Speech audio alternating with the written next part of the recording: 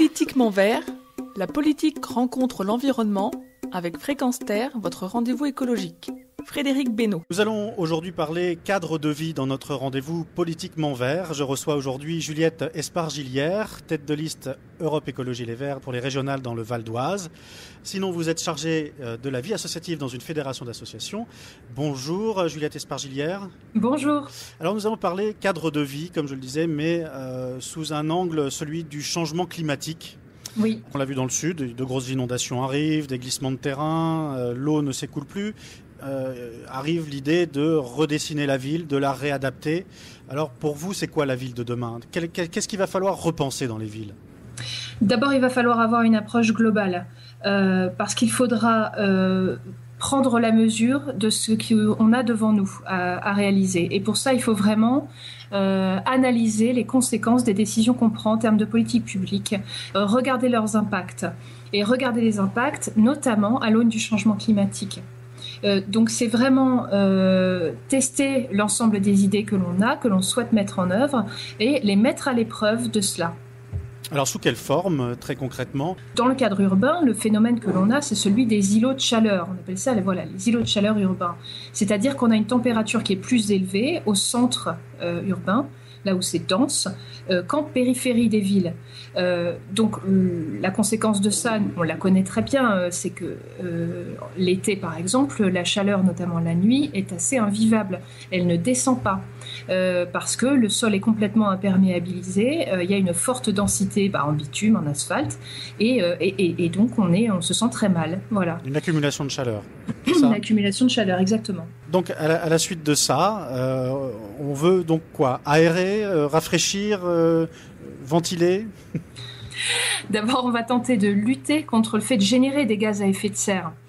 Et ça passe par essayer, autant que faire se peut, vraiment, d'arrêter l'imperméabilisation des sols, surtout quand c'est pour étendre un centre urbain, au lieu de le repenser globalement, comme je le disais tout à l'heure. Donc, atténuer, c'est émettre moins de gaz à effet de serre. Plus on met en œuvre la diminution du gaz à effet de serre, moins il y a de concentration en CO2. Et si la concentration en CO2 baisse, on lutte contre le changement climatique. Voilà, c'est très concret. Donc quand on dit remettre la nature en ville, alors c'est certes une affaire de cadre de vie, mais c'est aussi vraiment mettre en œuvre les moyens nécessaires à la lutte contre le changement climatique. Alors il y a de la place pour ça dans les villes actuellement. C'est difficile de mettre des arbres, de mettre des parcs, c'est au compte-gouttes. Écoutez, les arbres, on les a enlevés progressivement pour gagner chaque mètre carré. Il va falloir repenser ça, arrêter de le faire déjà. Et puis effectivement, il va falloir utiliser tous les endroits disponibles pour planter en pleine terre. C'est-à-dire que les parcs, tous les lieux qui n'ont pas été couverts d'asphalte, il va falloir effectivement planter. Alors planter quoi ? Les plantes d'ornement, c'est bien. Effectivement, ça reste de la terre, ça absorbe la chaleur. Ça empêche le ruissellement, c'est vrai, mais c'est moins efficace. En tout cas, il va falloir le combiner avec des arbres, effectivement. Les arbres qui ont des racines, qui gèrent mieux le ruissellement, qui demandent moins d'arrosage, etc. Il va falloir vraiment remettre beaucoup d'arbres en ville. Bien. Alors, comment on récupère de l'espace dans les villes qui sont déjà bien asphaltées, comme Paris, par exemple ? Oui, Paris a de nombreux parcs quand même, mais effectivement, il va falloir, là où on ne peut pas le faire, là où on n'a plus accès à cette pleine terre, il va falloir penser aux toitures végétalisées.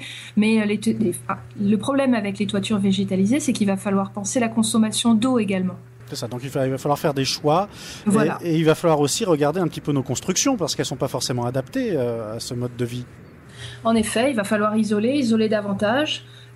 Si on suit certaines préconisations qui disent qu'il faut replanter 75% de plus d'arbres en ville, ça va aussi avec un risque de petit refroidissement l'hiver, puisque le phénomène de rafraîchissement il est valable aussi l'hiver. Donc il faut aussi que le bâti soit mieux isolé. D'accord. Donc c'est un tout en fait que vous proposez. C'est un tout, c'est une approche globale. On ne pourra pas faire sans. Donnez-nous une image. À quoi ressemble la ville de demain pour vous ? Ok, pour moi, la ville de demain, c'est une ville où il fait bon vivre, où il y a des endroits pour se rencontrer, pour flâner. C'est un endroit ombragé. C'est un endroit où on ne souffre pas de la chaleur, où on peut s'abriter quelque part, s'asseoir et prendre le temps de vivre. C'est une ville qui remet l'humain au centre. Et c'est vrai qu'entre 3 blocs de béton en courant après le métro, écrasé par la chaleur ou saisi par le froid, ça n'est pas un lieu convivial. Et la ville, c'est avant tout un endroit où un maximum de gens se rencontrent. Il faut qu'elle soit porteuse de ça.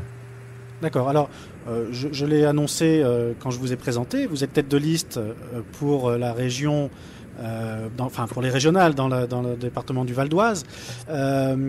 Qu'est-ce que vous allez leur proposer dans le Val d'Oise, très concrètement ? Comment vous allez manifester ces idées-là et les défendre ? Est-ce que pour vous, c'est le cœur de votre campagne ?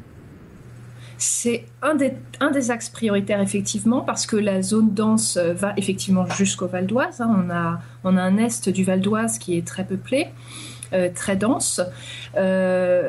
Il va falloir valoriser les espaces naturels qui sont dans l'est de mon département. On a notamment, par exemple, à Butte-Pinson, on a des espaces naturels.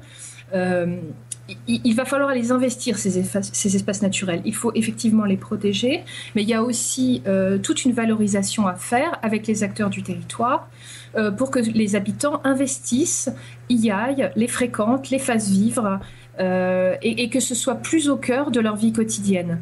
On a également des espaces naturels, en particulier vers l'ouest. Donc là, il est vrai que ce sont d'autres thèmes qui nous occupent, qui sont tout aussi importants. Mais vraiment, sur l'est, il va falloir que cette nature reprenne un peu ses droits, que l'humain reprenne un peu ses droits et que le cadre de vie soit agréable pour tous et toutes, et à tous les âges de la vie, parce que c'est aussi ça, remettre de la nature en ville, c'est permettre à chacun de se sentir bien dans son lieu de vie. Maintenant, c'est à nous, décideurs publics, de faire en sorte que ce soit harmonieux, équitable, juste, et que ce soit vivable. Voilà. D'accord, donc du vert dans le Val d'Oise en tous les cas, et dans la région Île-de-France, à fond. Toujours. Merci Juliette Espargilière. Je rappelle que vous êtes donc tête de liste Europe Écologie Les Verts pour les élections régionales dans le Val d'Oise. Merci beaucoup. Merci à vous.